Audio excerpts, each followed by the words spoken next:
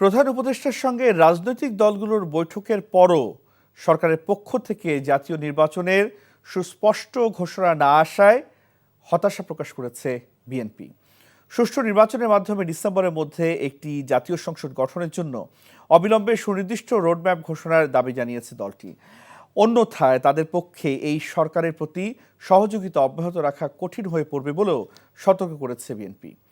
বিকেলে গুলশানে বিএনপি চেয়ারপারসনের কার্যালয়ে দলের স্থায়ী কমিটির এক জরুরি সংবাদ সম্মেলনে এসব কথা বলেন দলের নেতারা। এ সময় জাতীয় সংসদ নির্বাচন বিলম্বিত করার জন্য কিছু দৃশ্যপট তৈরি করা হচ্ছে বলেও মন্তব্য করেছেন বিএনপি নেতা খন্দকার মোশাররফ হোসেন। মইদুল ইসলামের রিপোর্ট। সংবাদ সম্মেলনে উপস্থিত হওয়ার জন্য সম্প্রতি বিভিন্ন রাজনৈতিক দলের সাথে প্রধান উপদেষ্টার বৈঠকের পর উদ্ভূত রাজনৈতিক পরিস্থিতি নিয়ে বিএনপির স্থায়ী কমিটির এই সংবাদ সম্মেলনে ডক্টর খন্দকার মোশাররফ হোসেন বলেন, ওই বৈঠকের পর সরকারের পক্ষ থেকে যে বক্তব্য পাওয়া গেছে তাতে নির্বাচনে কোনো রোডম্যাপ না থাকায় হতাশ বিএনপি। সরকারের যে বক্তব্য পাওয়া গিয়েছে তাতে জাতীয় সংসদ নির্বাচনের বিষয়ে সুস্পষ্ট কোনো রোডম্যাপের ঘোষণা না থাকায় আমরা হতাশ হয়েছি। ডিসেম্বর 2025-এর মধ্যে একটি জাতীয় সংসদ গঠনের জন্য অবিলম্বে সুনির্দিষ্ট রোডম্যাপ ঘোষণার দাবি জানাচ্ছি। এর অন্যথা হলে জনগণের দল হিসাবে বিএনপির পক্ষে এই সরকারের প্রতি সহযোগিতা অব্যাহত রাখা কঠিন হয়ে দাঁড়াবে। জাতীয় সংসদ নির্বাচনকে বিলম্বিত করতে নানা ধরনের ওসিলা তৈরি করা হচ্ছে বলেও সংবাদ সম্মেলনে অভিযোগ করেন ডক্টর খন্দকার মোশাররফ হোসেন।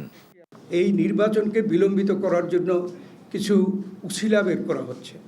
যেমন একটা উছিলা হলো বিচার শেষ করতে হবে। আমরাও তো বিচার চাই।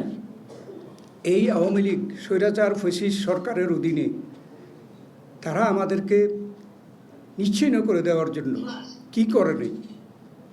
এরপরেও কেন প্রশ্ন আসে যে আমরা তাদের বিচার চাইব না।